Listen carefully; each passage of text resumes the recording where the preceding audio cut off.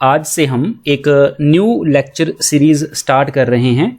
इस lecture series में हम उन क्वेश्चंस को डिस्कस करेंगे जो प्रीवियसली पेपर में आए हुए हैं। ऐसे क्वेश्चन जो बोर्ड में आए हैं हम उन क्वेश्चन को सॉल्व करने की कोशिश करेंगे और आज ये उस सीरीज का फर्स्ट लेक्चर है। So question is that, question कुछ इस तरीके से है, two identical loops P and Q each of radius 5 centimeter are lying in the perpendicular planes such that they have common center. Find the magnitude and direction of the magnetic field at the center of the coil if they carries current equal to 3 ampere and 4 ampere respectively. According to question, we have two coils, that is coil P and coil Q. So the coil P is this and coil Q is this. Here we have a coil Q. और ये भी question में mention है कि both the coil having the common center, दोनों coil का जो centre होगा वो कॉमन होगा। तो ये हमारे पास दो कॉइल्स हैं। One more thing, 5 centimeter be the radius of each coil. So according to the given information, radius कितना दिया है, रेडियस ऑफ ईच कॉइल। सो दोनों कॉइल्स का जो रेडियस है वो सेम है। ओके, कितना है, 5 सेंटीमीटर। इसे मीटर में कन्वर्ट कर लेते हैं, which is equal to 5 into 10⁻⁻² metre. That will be the radius of each loop. And दोनों कॉइल का कॉमन सेंटर है, क्योंकि इस क्वेश्चन में मेंशन है कि दोनों का कॉमन सेंटर है। तो ये डायग्राम में डिपिक्ट भी हो रहा है, हमने कॉमन सेंटर इनका लिया हो।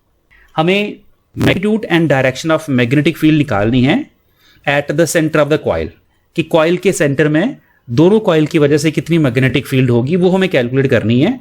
अब मैग्नेटिक फील्ड तभी निकाल पाओगे अगर करंट पता हो। तो करंट यहाँ मेंशन है 3 ampere and 4 ampere. So coil P में कितनी करंट फ्लो कर रही है, कॉइल P में 3 एम्पियर करंट फ्लो कर रही है। ओके, सो इसको हम I1 कंसीडर कर लेते हैं, that is the I1। And what is I2, current in the coil Q, उसको I2 कंसीडर कर लो, दैट विल बी 4 एम्पियर। ठीक है, तो ये हमारे पास करंट है। सो I1 कितनी है, I1 which is equal to 3 ampere. And what is I2, I2 be the current in the coil Q, that will be 4 ampere. Now अब दोनों कॉइल के पास करंट है, दोनों कॉइल्स हमारी करंट कैरिंग कंडक्टर है। अब ये दोनों कॉइल्स क्या करेंगी, मैग्नेटिक फील्ड प्रोड्यूस करेंगी। Okay, so what is the magnetic field at the centre due to circular loop, कितनी होती है हमें पता है। ठीक है, ये देखिए हमें पता है ये कि मैग्नेटिक फील्ड कितनी होती है सर्कल के सेंटर में। So here we have the relation which is a well known relation, ये एक वेल नोन रिलेशन है। So magnetic field that is B at the centre of the circle, कहां पर, at the center of circle, at the center of circle या at the center of circular loop। Okay, कितनी होती है, which is equal to B is equal to mu naught I upon 2R। okay, so this is what, this is the magnitude of the magnetic field at the center of the coil। coil के centre में इतनी magnetic field होती है, ये एक well known relation है, हमें पता है। ओके, तो यहां पर कितनी कॉइल्स हैं, यहां पर दो कॉइल्स हैं, coil P and coil Q। It means coil P की भी मैग्नेटिक फील्ड होगी और कॉइल Q की भी मैग्नेटिक फील्ड होगी। Okay, so what is the magnetic field at the centre of the coil P, तो ये देखिए magnetic field due to coil P at O, magnetic field at O due to coil P। Okay, कितनी है ये आ जाएगी हमारी mu naught I1 upon 2R। दोनों का रेडियस सेम है, आप कंसीडर कर लो कि कॉइल 1 का रेडियस कितना है और कॉइल 2 का रेडियस कितना है, दोनों का रेडियस सेम है, तो हम R कंसीडर कर रहे हैं। And what is the magnetic field due to the coil Q at the centre, magnetic field at the centre that is O due to the coil Q, which is equal to, कितनी है ये है हमारी mu naught I2। Okay, क्योंकि coil 2 भी हमारी circular है, तो सर्कल का ही रिलेशन यूज करेंगे सेकंड केस में भी, विच इज इक्वल टू 2R। तो दोनों केसेस में हमने क्या किया है, दोनों केसेस में हमने रेडियस R ही कंसीडर किया है। क्यों R कंसीडर किया हमने, R1 R2 कंसीडर क्यों नहीं किया, इसलिए नहीं किया क्योंकि दोनों का रेडियस कैसा है, दोनों का रेडियस सेम है, इसलिए हमने यही कंसीडर किया है। Okay, so this is what the magnitude of the magnetic field due to both the coils. Okay, so total magnetic field कितनी होगी, टोटल मैग्नेटिक फील्ड सेंटर में कितनी होगी, तो देख लो यहां पर डायग्राम के थ्रू भी कर सकते हैं हम, डायरेक्शन अगर फाइंड करनी हो तो कर सकते हैं. Let us see the direction of magnetic field. Magnetic field की डायरेक्शन देख लेते हैं, दोनों कॉइल्स में जो मैग्नेटिक फील्ड है उसकी डायरेक्शन क्या होगी. ओके, सो कुछ इस तरीके से देख लेते हैं. एक छोटी सी यहाँ पर एक्सिस ड्रॉ कर लेते हैं.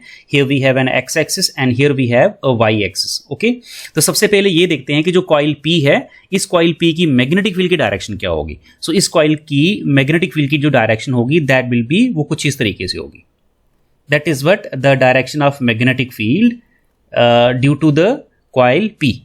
ओके, सो इसको आपने क्या कंसिडर किया हुआ है, this is the magnetic field due to the coil P. और ये किस तरफ है, that is along the x axis. Okay, तो क्या लिख सकते हो आप ये लिख सकते हो कि magnetic field that is due to the coil P is along the x axis.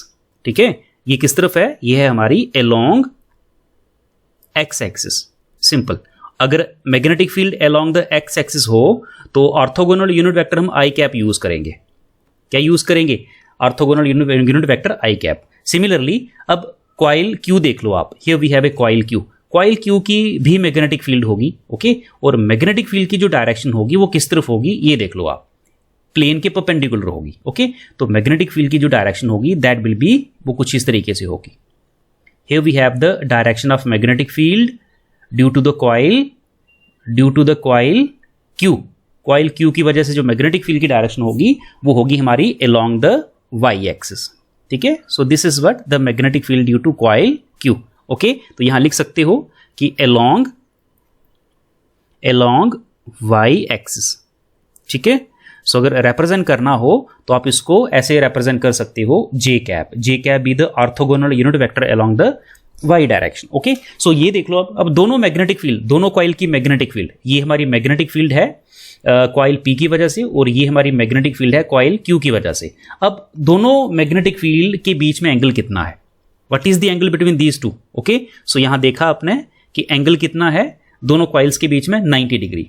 ठीक है, so angle between magnetic field, not coil, angle between magnetic fields due to both the coils that will be 90 degree. Okay, तो total magnetic field कैसे निकालेंगे, total magnetic field कैसे निकलेगी, तो उसके लिए हम यूज करेंगे, वी नो दैट जो वेक्टर क्वांटिटी होती है, वेक्टर क्वांटिटी का रिजल्टेंट कैसे निकाला जाता है, वेक्टर क्वांटिटी का जो रिजल्टेंट होता है, ठीक है, दैट विल बी, रिजल्टेंट का मैग्नीट्यूड क्या होता है आपका, that is a square plus b square plus 2ab cos theta, 2ab cos of theta, यही यूज किया जाता है. तो टोटल मैग्नेटिक फील्ड हमारी कितनी होगी, let b be the magnetic field at O due to both the coil which is equal to, कितनी magnetic field है यहाँ पर दो मैग्नेटिक फील्ड्स हैं और दोनों के बीच में एंगल कितना है, दोनों के बीच में जो एंगल है that will be 90.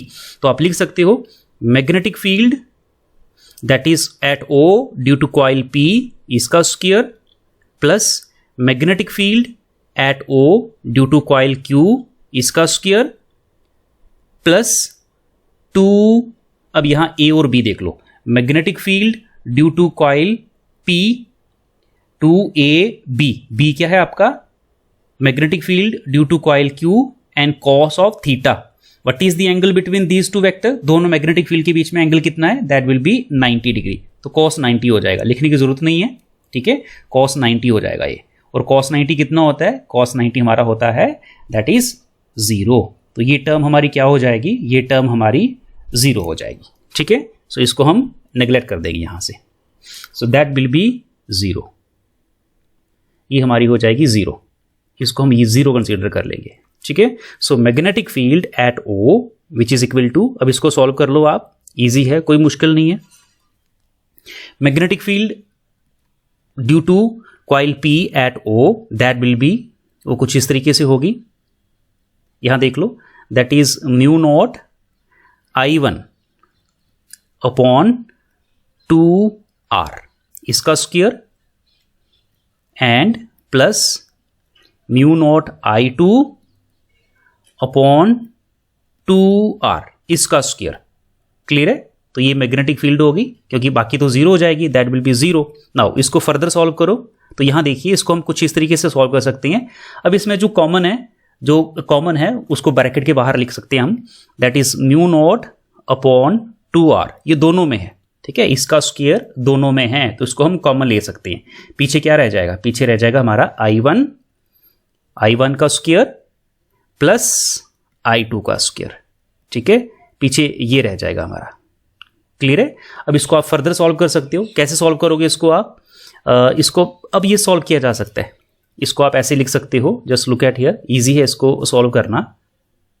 Under root ये आ जाएगा हमारा mu naught upon 2r, okay, इसका स्क्वायर है ये, और अगेन यहां लिख सकते हो आप अंडर रूट, ये I1 एंड I2 है। What is the value of I1 की वैल्यू कितनी है? I1 हमारा कितना था? That is current in the loop 1। Loop 1 में करंट कितनी है देख लो आप, लूप P में करंट कितनी है? That is 3 ampere. And what is the current in the loop 2? That is the 4 ampere. Okay, तो यहां पर वैल्यूज हम पुट कर सकते हैं। वैल्यूज कितनी आ जाएगी यहां पे? जस्ट लुक एट हियर, हमारी वैल्यूज आ जाएगी, that is I1 that is 3 का square plus I2 that is 4 का स्क्वायर। Is that clear? अब यहां देखिए, इसको फर्दर सॉल्व किया जा सकता है कुछ इस तरीके से, ये रूट ये इससे चला जाएगा। ओके, नाउ जो रिजल्टेंट होगा, रिजल्टेंट क्या होगा? रिजल्टेंट को हम यहां लिख सकते हैं, रिजल्टेंट विल बी, ये कुछ इस तरीके से आएगा, total magnetic field at O due to both the loop which is equal to, ये आ जाएगा हमारा mu naught upon 2r, mu naught upon 2r। Okay, और इस करंट का रिजल्टेंट कितना होगा? 3 का स्क्वायर, 3 का स्क्वायर हमारा 9 होता है, 4 का स्क्वायर हमारा 16 होता है, ये 25 बन जाएगा। 25 का रूट कितना होता है? दैट इज 5, ठीक है, तो यहां आ जाएगा हमारा ये 25 आ जाएगा। ओके, इसको फर्दर सॉल्व करोगे, that will B mu naught upon 2r into 5। So this is what the magnetic field, therefore the magnetic field at O will be mu naught 5 upon 2r। अब यहां पर आप क्या कर सकते हो? वैल्यूज पुट कर सकते हो आप। ओके, सो जो वैल्यूज यहां पर आएंगी that will be, so magnetic field at O which is equal to, mu naught की वैल्यू कितनी होती है? That is 4 pi into 10⁻⁻⁷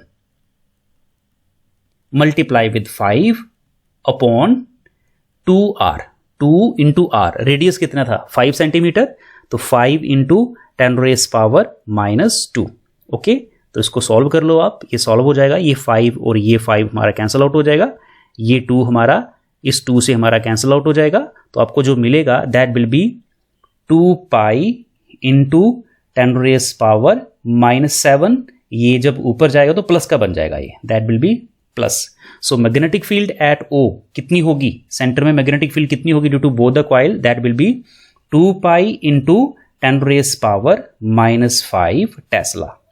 So this is what the resultant magnetic field at the center of the two coils which is produced by the both the coils. So यहां पर हमने क्या निकाल दिया है? यहां पर हमने मैग्नेटिक फील्ड का मैग्नीट्यूड निकाल दिया है, ठीक है। क्या हमसे सिर्फ मैग्नीट्यूड पूछा था क्वेश्चन में? ये देखिए, हमसे सिर्फ मैग्नीट्यूड पूछा था। यहां देखिए, हमसे मैग्नीट्यूड एंड डायरेक्शन पूछी है मैग्नेटिक फील्ड की eight the centre of the two coil if the coils carrying current 3 ampere and 4 ampere. हमने मैग्नीट्यूड निकाल दी है, लेकिन डायरेक्शन भी पूछी है। ओके, सो डायरेक्शन भी हम कैलकुलेट कर सकते हैं। वो डायरेक्शन कुछ इस तरीके से होगी। ये देखिए, यहां पर 2 मैग्नेटिक फील्ड थी। ये हमारी मैग्नेटिक फील्ड है due to coil P and this is the magnetic field due to coil Q। Resultant magnetic field जो आई है उसकी डायरेक्शन किस तरफ होगी? तो आंसर है जो रिजल्टेंट मैग्नेटिक फील्ड होगी उसकी डायरेक्शन होगी ये दोनों वेक्टर के बीच में, ठीक है। So this is what the direction of resultant magnetic field. Resultant magnetic field की ये डायरेक्शन है।